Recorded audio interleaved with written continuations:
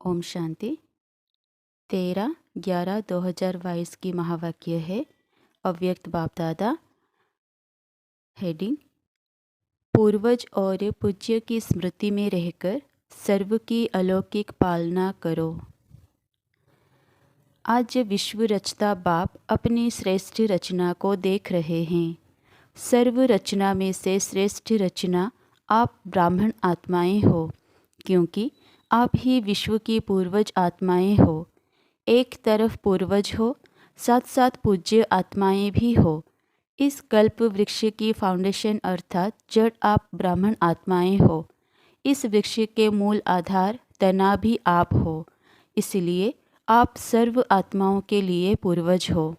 सृष्टि चक्र के अंदर जो विशेष धर्म पिता कहलाए जाते हैं, उन धर्म पिताओं को भी आप पूर्वज आत्माओं द्वारा ही बाप का संदेश प्राप्त होता है, जिस आधार से ही समय प्रमाण व धर्म पिताएं अपने धर्म की आत्माओं प्रति संदेश देने के निमित्त बनते हैं। जैसे ब्रह्मा बाप ग्रेट ग्रेट ग्रैंडफादर है, तो ब्रह्मा के साथ आप ब्राह्मण आत्माएं भी साथी हो, इसलिए आप पूर्वज आत्माएं गाई हुई हो। पूर्वज आत्माओं का डायरेक्ट चाहे इनडायरेक्ट सर्व आत्माओं से कनेक्शन है। जैसे वृक्ष की सर्व टाल टालियों का संबंध जड़ से व तना से जरूर होता है, चाहे किसी भी धर्म की छोटी व बड़ी टाल टालियाँ हो, लेकिन संबंध स्वतः ही होता है। तो पूर्वज हुए ना। आधा कल्प राज्य अधिकारी बनने के बाद फिर पूज्य आत्माएं बनते हो। पूज्य बनने में भी आप आत्माओं जैसी पूजा और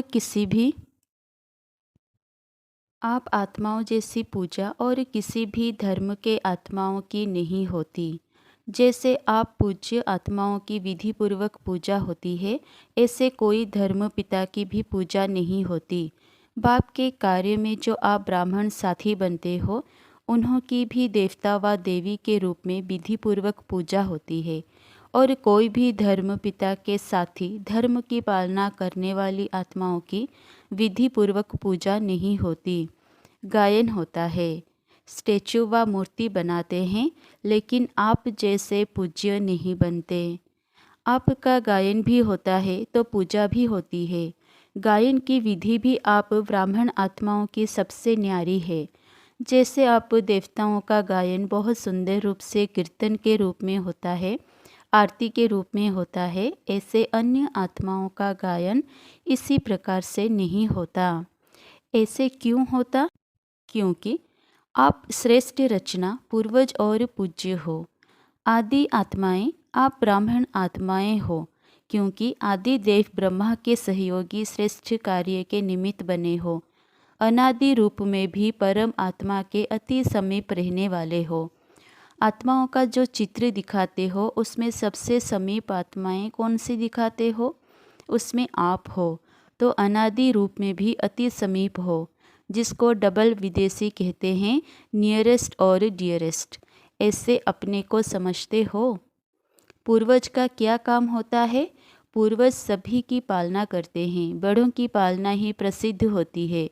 तो आप सभी पूर्वज आत्माएं सर्व आत्माओं की पालना कर रहे हो, या सिर्फ अपने आने वाले स्टूडेंट्स की पालना करते हो, व संबंध संपर्क वाली आत्माओं की पालना करते हो? सारे विश्व की आत्माओं के पूर्वज हो, व सिर्फ ब्राह्मण आत्माओं के पूर्वज हो? जो जड़ व तना होता है वो सारे वृक्ष के लिए होता है, वह सिर्फ अपने तना के लिए ही होता है? सब टाल टालियों के लिए होता है ना। जड़ अथवा तना द्वारा सारे विश्व के पत्ते को पानी मिलता है, वह सिर्फ थोड़ी टाल टालियों को पानी मिलता है? सबको मिलता है ना। लास्ट वाले पत्तों को भी मिलता है। इतना बेहद का नशा है, वह बेहद से हद में भी आ जाते हो। कितनी सेवा करनी है, हर एक पत्ते को पानी देना है, अर्थात सर्व आत्माओं की पालना करने की निमित्त हो। किसी भी धर्म की आत्माओं को मिलते हो व देखते भी हो, तो हे पूर्वज आत्माएं, ऐसे अनुभव करती हो कि यह सब आत्माएं हमारे ग्रेट ग्रेट ग्रैंडफादर की वंशावली हैं। हम ब्राह्मण आत्माएं भी मास्टर ग्रेट ग्रेट ग्रैंडफादर हैं, अर्थात पूर्वज हैं। यह सब हमारे हैं। वाह, सिर्फ ब्राह्मण आत्माएं हमारी हैं। जब भाई भाई कहते हैं तो आप पूर्वज आत्माएं बड़े भाई अर्थात बाप समान हो। इस स्मृति को ही प्रैक्टिकल लाइफ में अनुभव करना है और कराना है। आप सभी पूर्वज आत्माओं की पालना का स्वरूप क्या है? लौकिक जीवन में भी पालना का आधार क्या होता है? पालना करना अर्थात किसी को भी शक्तिशाली बनाना। किसी भी विधि से, साधन से पालना द्वारा शक्तिशाली बनाते, चाहे भोजन द्वारा, चाहे पढ़ाई द्वारा। लेकिन पालना का प्रत्यक्ष स्वरूप आत्मा में शक्ति, शरीर में शक्ति आती है, तो पालना का प्रत्यक्ष स्वरूप हुआ शक्तिशाली बनाना।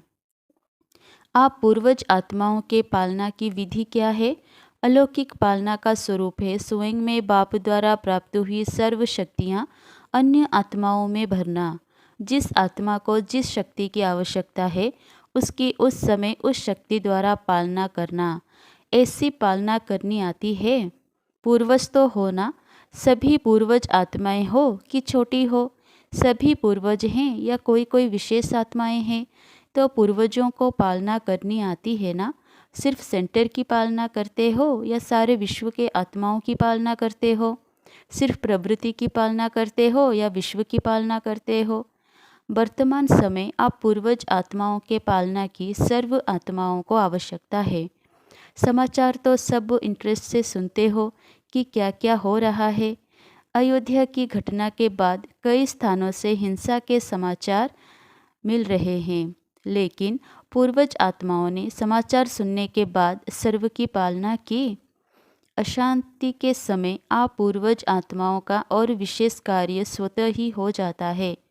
तो हे पूर्वज, अपने पालना की सेवा में लग जाओ। जैसे अशांति के समय विशेष पुलिस व मिलिट्री समझती है कि यह हमारा कार्य है अशांति को शांत करना, ऑर्डर द्वारा पहुंच जाते हैं और ऐसे टाइम पर विशेष अटेंशन से अपनी सेवा के लिए अलर्ट हो जाते हैं। आप सबने हलचल का समाचार तो सुना, लेकिन सेवा में अलर्ट हुए व सुनने का ही आनंद लिया, अपना पूर्वजपन स्मृति में लाया, सभी आत्माओं की शांति की शक्ति से पालना की, या यही सोचते रहे यहाँ यह हुआ वहाँ यह हुआ? विशेष आत्माओं की ऐसे समय पर सेवा की अति आवश्यकता है। अपनी वृत्ति द्वारा, मनसा शक्ति द्वारा विशेष सेवा की, व जैसे विधि पूर्वक याद में रहते हो, सेवा करते हो, उसी रीति ही किया। व जैसे विधि पूर्वक याद में रहते हो, सेवा करते हो, उसी रीति ही किया। आप रूहानी सोशल वर्कर भी हो, तो रूहानी सोशल वर्कर ने अपनी विशेष एक्स्ट्रा सोशल सेवा की। इतनी अपनी जिम्मेवारी समझी, या प्रोग्राम मिलेगा तो करेंगे। ऐसे समय पर सेकंड में अपनी सेवा पर अलर्ट हो जाना चाहिए। यही आप पूर्वज आत्माओं की जिम्मेवारी है। अभी भी विश्व में हलचल है और यह हलचल तो समय प्रति समय बढ़नी ही है।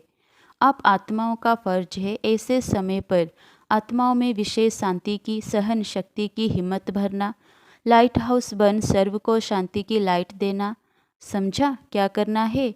अभी अपनी जिम्मेवारी व फर्ज अदाई और तीव्र गति से पालन करो, जिससे आत्माओं को रूहानी शक्ति की राहत मिले। जलते हुए दुख की अग्नि में शीतल जल भरने का अनुभव करें। यह फर्ज अदाई कर सकते हो? दूर से भी कर सकते या जब सामने आएंगे तब करेंगे? कर तो रहे हो, लेकिन अभी और जैसे हलचल तेज होती जाती है तो आपकी सेवा भी और तेज हो। समझा पूर्वजों की पालना क्या है? ऐसे नहीं कि पूर्वज हैं लेकिन पालना नहीं कर सकते। पूर्वज का काम ही है पालना द्वारा शक्ति देना।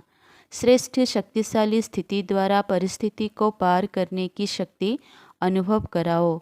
अच्छा, चारों ओर के सर्व आदिदेव ब्रह्मा के मददगार आदि आत्माओं को, सर्व आत्माओं के फाउंडेशन पूर्वज आत्माओं को, सदा सर्व आत्माओं प्रति बेहद सेवा की श्रेष्ठ वृत्ति रखने वाली आत्माओं को, सर्व रूहानी सोशल सेवाधारी आत्माओं को बाप दादा का याद प्यार और नमस्ते। दादियों से मुलाकात। वर्तमान समय अशांत आत्माओं को शांति देना यही सभी का विशेष कार्य है। रहमदिल बाप के बच्चों को सर्व आत्माओं के प्रति रहम आता है ना? रहमदिल क्या करता है? रहम का अर्थ ही है किसी भी प्रकार की हिम्मत देना, निर्बल आत्मा को बल देना। तो आत्माओं के दुख का संकल्प तो मास्टर सुखदाता आत्माओं के पास पहुंचता ही है। जैसे वहाँ दुख की लहर है, ऐसे ही विशेष आत्माओं में सेवा की विशेष लहर चले देना है, कुछ करना है। क्या क्या किया? वो हर एक को सेवा का एक्स्ट्रा चार्ट चेक करना चाहिए। जैसे साधारण सेवा चलती है वो तो चलती है, लेकिन वर्तमान समय वायुमंडल द्वारा वृत्ति द्वारा सेवा का विशेष अटेंशन रखो। इसी से स्व की स्थिति भी स्वतः ही शक्तिशाली हो जाएगी। ऐसी लहर फैलाई है। विश्व के राजे बनते हैं तो सर्व आत्माओं के प्रति लहर होनी है ना। वंचित कोई आत्मा ना रह जाए, चाहे अन्य धर्म की आत्माएं हो, लेकिन है तो अपनी वंशावली। चाहे कोई भी धर्म की आत्माएं हैं, लेकिन जड़ तो एक ही है। यह लहर है, नहीं है? Attention please. अव्यक्त बाप दादा की पर्सनल मुलाकात। व्यर्थ के प्रभाव में आने वाले नहीं, अपना श्रेष्ठ प्रभाव डालने वाले बनो। सदा अपने को पुरुषार्थ में आगे बढ़ने वाली आत्मा हूँ ऐसा अनुभव करते हो। पुरुषार्थ में कभी ठहरती कला, कभी उतरती कला ऐसा नहीं होना चाहिए। कभी बहुत अच्छा, कभी थोड़ा अच्छा ऐसा नहीं। सदा बहुत अच्छा, क्योंकि समय कम है और इस संपूर्ण बनने की मंजिल श्रेष्ठ है। तो अपने भी पुरुषार्थ की गति तीव्र करनी पड़े। पुरुषार्थ के तीव्र गति की निशानी है कि वह सदा डबल लाइट होगा, किसी भी प्रकार का बोझ नहीं अनुभव करेगा। चाहे प्रकृति द्वारा कोई परिस्थिति आए, चाहे व्यक्तियों द्वारा कोई परिस्थिति आए, लेकिन हर परिस्थिति स्वस्थिति के आगे कुछ भी अनुभव नहीं होगी। स्वस्थिति की शक्ति पर स्थिति से बहुत ऊंची है। क्यों? यह स्व है, वह पर है।